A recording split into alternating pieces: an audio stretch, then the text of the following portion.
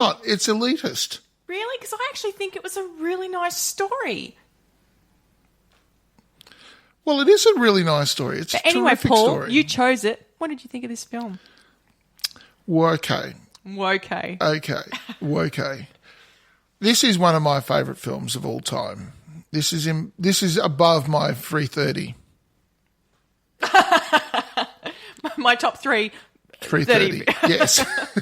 This is above that. That's its own little class. There's two films that sit above that, The Beast of War and this film.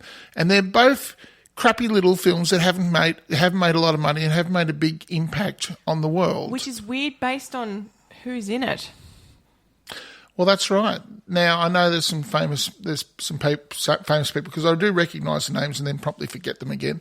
But Samuel L. Jackson is leading the charge on this. And what a subdued performance by Samuel L. Jackson. This is the strangest performance I've ever seen him Isn't do. it, though? It's so bizarre compared to all his That's other right. roles. You just expect him to pull out a gun and shoot somebody with the violin, you know. All of his other roles have been action. Yes. That's why I like this. Yes. Action, thriller, comedy, action. So that when people say, oh, yeah, but he just does one thing. No, he does not. The part where he's listening to the violin being played. Yes. Oh, wow, he did so well. He did it so well. I was actually watching his eyes. I'm like, oh. I was really impressed. Thank you. Mm-hmm. This is one of those little uncovered gems. I never heard of this film. Now, ladies and gentlemen, I play the cello, and I love the cello, and I love stringed instruments, and so this was the MacGuffin. This is the hook, so to speak, that got me in on this film. And the person who introduced this to me was the person who sold me my cello, who I love and adore. Now, not the person, the cello. Oh, right. Yeah. But I asked him, we got into talking movies, and I was saying like Private Ryan or something like that about favourite movies, and he said The Red Violin. And I asked him, and so I went home and got a copy of this and sat down, absolutely mesmerised. This is the story of a violin that has got, best described as voodoo magic running through its strings, so to speak. It has its own life. It does, and it curses and besotts people as it goes and because consumes them. I think because it's so perfect. Yes. People want to strive to... That's right. And it consumes them. I don't know whether it's cursing or consuming. It's more like, this is the violin. This is what I want out of my life. This is where I'm putting my passion. And during the time, different time periods and countries, it resulted in something different for each person. And this is a very self-aware film in that he says everything. People look for perfection in whatever they've got a passion for. And he says it. This is the first time we've actually found perfection. Now, it's just a violin. It is a violin, you know, and all music is subjective, what you like, what you don't like, you know. And so for people to say clinically this is, you know, the best, I mean, it's a load of horseshit. It really is, you know. You could stand there and say, look, my Lagerphone with my bottle caps, okay, this is the perfect instrument. You know, in a certain culture, in 1973 in Australia, it probably was. You know what I'm saying? Like, it doesn't matter. Everything is linked into everything else. And I think it kind of tips its hat to that, this movie. Sorry, I had to get all that out. I don't get to talk about this film very often, and this is one of my great passions in life, this film. The story itself is fairly pedestrian in that it is. It's just following this violin, although it's set very well. No, I know. It's done so well. It is done very well. I'm not dissing it. Don't get me wrong. I'm not dissing this, but it is just followed through. But there is something underneath this film that makes this almost perfection, this film, and that is the composer who did the music for this. When you go through each and every part of all the music from the very start to the very end, you've got the girl singing that basic melody herself. And then there are variations on variations and variations. And I knew you'd pick up on that. No, I know. Yep. And even when they got into, when they were doing the massively complex Vivaldi section, when Each life that it affected Yep. had a very similar melody line that was changed to suit the time that's right, era. yes. And it just plays through, music is constant and it plays through people's perspective of it. They wrote the music before they had done all the script stuff. That's right. Or So you filmed went it. off and did a bit of digging yourself, Well, did you? Well, at first I'm thinking, I saw the parts with John Fleming in. Did this Jason Fleming, sorry. And I went, can he play violin? Can this kid play? How does this even work? And I went and read, so I kind of went the whole rabbit hole with this. Did this film stimulate you?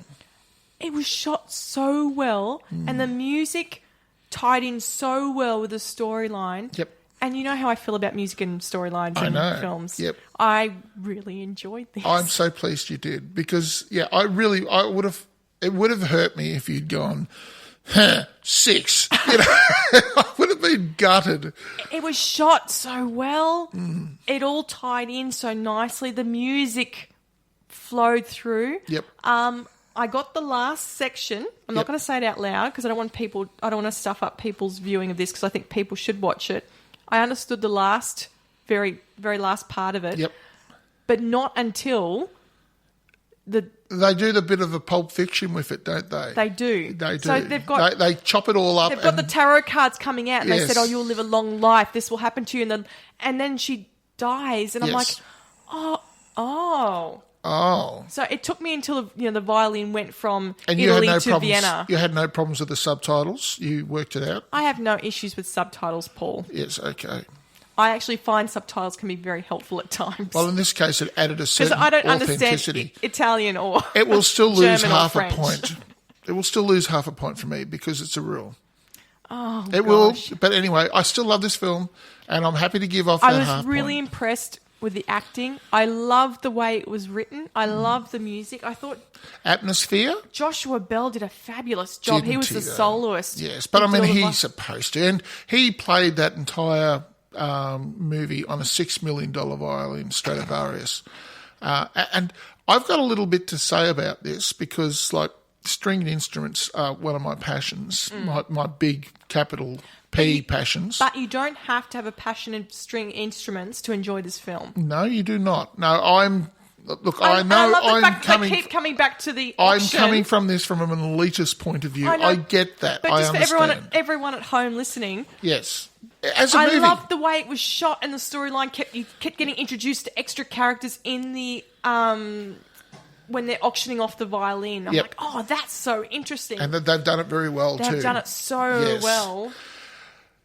I'm When they've really got pleased the that you Chinese boy enjoyed that's this. there as a man because he Yes. remembers it. And I'm like, oh, gosh. Yes, I'm really pleased you enjoyed this. Yeah, Sylvia Chang did such a fabulous job. That was awesome. Musical instruments attain a certain level of value, right? And because there is this indefinable quality that they're supposed to pick up. Now, stringed instruments, I assure you, as a stringed instrument player, that your stringed instrument, if you go and get the violin or a cello, maybe not so much a double bass, but I'm sure double bass will go, well, excuse me, you know. But like all of the majority of the viola family or the violin family, they have moods. And when you sit down and play it on a hot, muggy night sort of thing, it will sound totally different from if you sit and play it on a cold, crisp, dry air night. They have real moods. So, and you get to pick up on it after playing them for quite a while sort of thing. And so there's an indefinable quality about them where they become living creatures in their own right, you know. And I think this is explored in that, and that's what I love about this movie from a string player's perspective. That this is a character. The character is the violin, and it's its own character, and it has an influence on its world around it. It's the protagonist. It is. Thank you. Yes, and. Look, I could wax lyrical about this movie all night. You know I could, don't you? But I won't. I will try and keep it down to... People need to know that okay, if you're a stringed passion person, Yeah. this film will speak to you. Oh, if you have yes. no idea about the violin or stringed instruments Still a whatsoever, great old yarn. it is still done so well. Yes, it's still a great yarn. That you go, and you don't have to have a knowledge of history or violins or anything for it to resonate with you. And there's enough villains in this to keep it interesting, isn't there? Alexander Pope. So it's a fun film. But it's a little highfalutin, and it'll rip your guts out at certain points in the time too. It will, like Casper Weiss. Oh, Casper Weiss. That's a boy. Yes. Yep. So, do you know what he's doing now? The kid who played that. Oh, what? The guy who played Casper Weiss is Christopher. Oh my gosh, I'm going to pronounce this wrong. No. Christopher is playing with the Austrian-Hungarian. Hang on. No, the Vienna Philharmonical. Oh, that does not surprise me. He's the first chair. Yeah. Does not surprise me at all. Because the kid, I'm like, he's doing so well. And he actually played. Yes. I'm like, my gosh, how did they find these children? Wunderkind. The Vienna Philharmonica. Yeah. Yeah, no, I could tell he was playing it. That's what I mean. There was a few people who were just playing the violin, and then there were people who were actually playing the bloody violin. But even the people who couldn't play, they had obviously really practiced to make it look like they were playing. So it doesn't look bad. No. To those of us who are not string players, Paul. No, that's fine. That's fine. And I realise where I'm coming from on this, but that's fine. Okay, so how are we going for time? Is there anything you don't like in the Red Violin? Besides the trailer. I've never... Can we talk about the trailer for a second? Go for it. I mean, obviously it was an awful trailer, and that's why I put it in. I did, but like... That doesn't tell you anything about the 90s, film. Remember if you in the 90s? listen to that trailer, there's no way you would watch that film. Oh, absolutely. But we all remember, if you're old enough, I suppose, not like you bloody millennials, Sorry. I'm old. You're not you're a millennial? What do you mean by that? You know what? I was born in the 80s. I don't know. People I thought who are millennials. Are people born in the millennia? Well, I thought that was the case, but apparently it's people who were not 18 by the time 2000 ticked over. Oh, well, I guess that includes me, doesn't it? You're a millennial. What? No way. Sorry. What a load of rubbish. No, that's true. Before the new millennium came in and you hadn't hit 18, you're a millennial. Since when? That's the rule. I thought that made me generation... Why? X. No, you're not X. Surely I am. I'm X. And before me was the baby boomers. Okay, well then maybe I'm Y. No. Okay, don't worry. You're a fucking millennial. Don't... You sound like it's a bad thing. Jeez. There are a lot of people out there who think it is, but I think millennials are a brilliant generation. I do. I think if anyone's going to save the world, it'll be them. It won't be my generation. Or hopefully it'll be someone else. My generation couldn't be fucking burning coal fast enough. Anyway, Paul, the trailer, you were going to talk about the trailer. Yeah, well, I just love the 1990s. It just harkens me back to, now one man has a violin. It's the same guy who does every fucking trailer. Oh, look, it's fine for action films, but for this trailer, they could have done something so much nicer. So over the top. But I mean, they wanted bums on seats. I mean, what I've got written here is really short, but... Yeah, they wanted bums on seats. But, I didn't think anything was bad about this film. Can I ask you what you would give this as a score? 8. You're going to give it an 8? I enjoyed both the films this week. Right, okay. I thought it was really good. Easy picking for you. Well, it looked good. It sounded brilliant. It worked really well in the story. All the characters were great. I was surprised at Samuel L. Jackson's character. You're putting a lot of different things in. You should just be going by. I was shocked that you put this up. No, because you said, I'm not sure if you'll like it. I'm like, and then you're texting me through the week, maybe we shouldn't watch it. I'm thinking, well, how crap is it?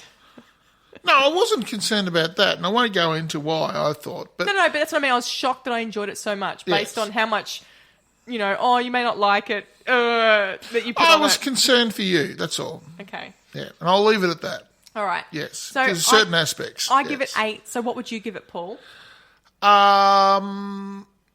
It's one of your top 33.